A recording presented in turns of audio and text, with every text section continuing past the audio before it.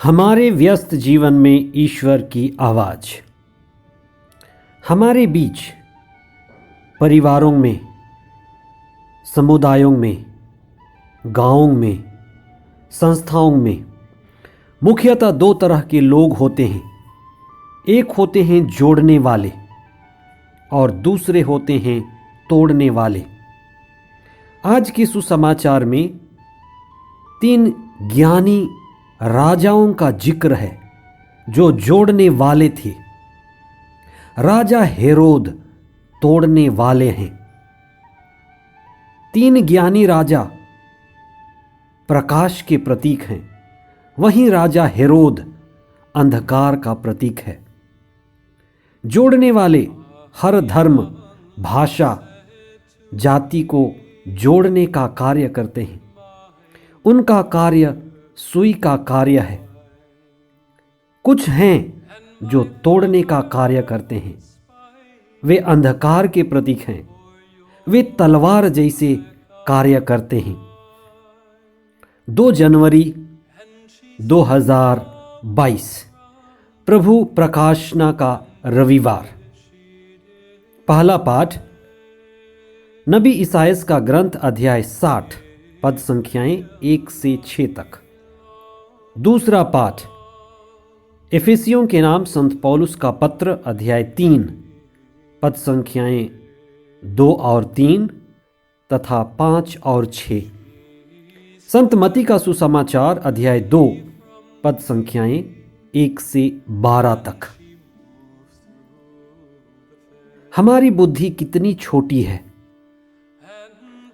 ईश्वर के सामने। हमारी समझ कितनी कम है।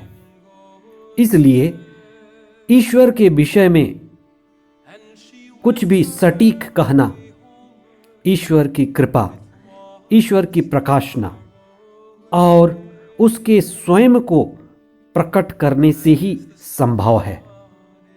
आज प्रभु प्रकाशना का दिन है जिसमें प्रभु अपने आप को प्रकट करते हैं। प्रभु प्रकाश का पर्व का अर्थ है प्रभु ईश्वर स्वयं को सभी राष्ट्रों के सामने। ये 3 राजा, पूर्व के ज्ञानी राजा, सभी राष्ट्रों के प्रतीक हैं। पूर्व के ये राजा जिसके सामने ईश्वर अपने आप को प्रकट करता है। जैसे संत यूहन्ने अपने सुसमाचार अध्याय 6 पद संख्या 44 में लिखा है, जिससे पढ़कर हम जान सकते हैं। ईसा कहते हैं कि जिसे पिता आकर्षित करता है वही मेरे पास आता है। इसका यह भी अर्थ हुआ कि ईश्वर अपने चुने हुए लोगों को अपने को प्रकट करता है। अंग्रेजी में यह शब्द है to whom father draws almost like he drags। पिता खींचता है, पिता घसीटता है। ईश्वर जिसे अपने आप को प्रकट करता है उसे आकर्षित करता है। अपनी कृपा द्वारा उन्हें अपनी ओर खींचता है। बिना आकर्षित हुए, बिना पिता के कृपा के हम ईसा के पास नहीं आ सकते। आज के सुसमाचार में पूर्व के 3 राजाओं का ईसा की खोज में निकल पड़ने की चर्चा है।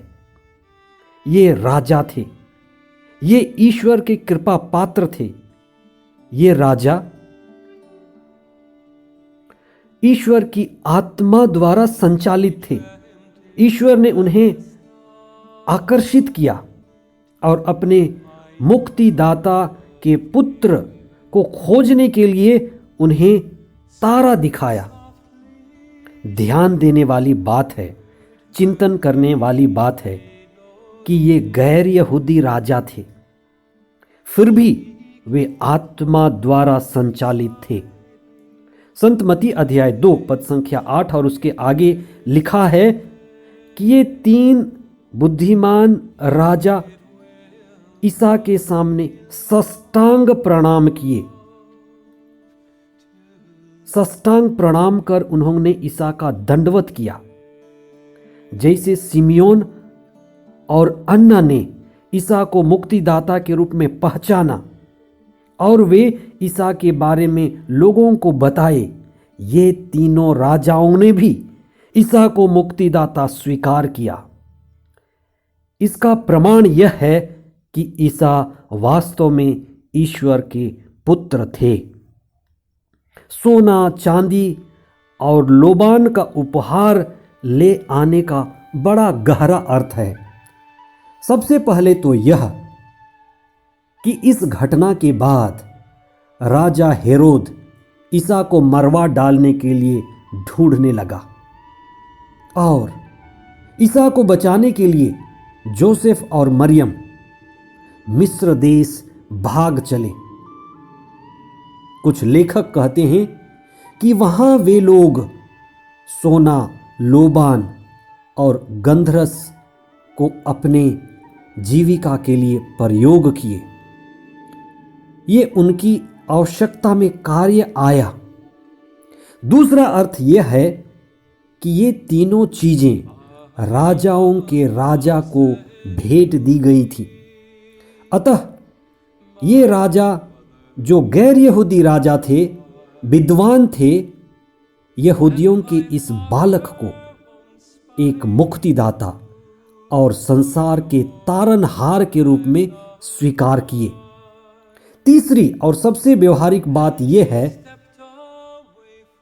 कि राजाओं को तोहफा देना सबसे पुरानी परंपरा है और बड़े से बड़े राजा तोहफा स्वीकार करते थे। यह तोहफा राजाओं का दिल जीतने के लिए दिया जाता था।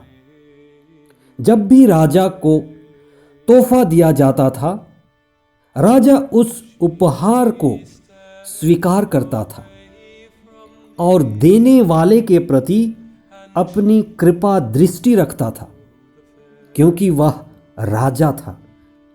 अपनी गरिमा और अपनी महानता के कारण दिए गए तोहफा से कई गुना, हो सकता है 100 गुना, 1000 गुना, लाखों गुना ज्यादा मूल्य का तोहफा वह वापस करता था। ईसा जो ईश्वर के पुत्र हैं, उनको ये तोहफा देने का अर्थ है ईश्वर से कृपा और आशीष पाने के मार्ग में चलना। आज का पहला पाठ यह कहता है कि सभी ओर से यहूदी व गैर यहूदी राजा तोहफा लेकर यरूशलेम की ओर आएंगे। यह एक भविष्यवाणी थी कि सभी धर्म, सभी भाषा, समुदाय के लोगों के लिए यरूशलेम का मंदिर आस्था, विश्वास और ईश्वर के निवास का सबसे प्रमुख केंद्र होगा। इसलिए नबियों के द्वारा ईश्वर ने जो कहा था कि यरूशलेम का मंदिर सभी राष्ट्रों के लिए प्रार्थना का घर होगा, यह भविष्यवाणी पूरी हुई। नबी ईसायास ने जो कहा था वह संत पौलुस के समय पूरी होने लगी थी। यहूदी और गैर यहूदियों के बीच की दीवार गिरा दी गई थी। पवित्र आत्मा विश्वास करने वालों के ऊपर उतरने लगा। सब के सब एक होने की राह पर गतिशील थे। संत पौलुस ने इसी के लिए कार्य किया। हम यही प्रार्थना करें कि हम जहां भी हों, जोड़ने का कार्य करें, तोड़ने वाले न बने। और प्रभु प्रकाश के इस विशेष दिन में हम सभी धर्मों के, भाषाओं के और सभी समुदायों के लोगों के ऊपर पवित्र आत्मा के आने के लिए प्रार्थना करें कि ईश्वर हम सभी को सद्बुद्धि और विवेक और पवित्र आत्मा प्रदान करें। आइए हम आज के दिन विशेष प्रार्थना करें कि सब के सब एक हो जाएं। हम प्रार्थना करें, हे प्रभु, जिस तरह से आपने उन राजाओं को झाड़ू का तारा दिखाया, जिसके द्वारा तूने उन्हें अपनी ओर आकर्षित किया और वे राजा पवित्र आत्मा से, विवेक से, बुद्धि से भर गए और मुक्तिदाता को स्वीकार किया। हम जहाँ भी रहें, जहाँ भी कार्य करें, जोड़ने वाले बने। घर में, समुदाय में, संस्थाओं में, हर जगह हम एकता, अखंडता, आपसी भाईचारे के लिए कार्य करें। हे प्रभु, जो प्रार्थना आपने सिखाई, हे हमारे पिता सभी राष्ट्रों के पिता हैं, वही ईश्वर हैं, एक हैं, सत्य हैं, अखंड हैं, अटल हैं, अनंत हैं। हम सभी उसी की संतान हैं। हम यही अनुभव करते हैं हमारे प्रभु ख्रिस्त के द्वारा। आमीन।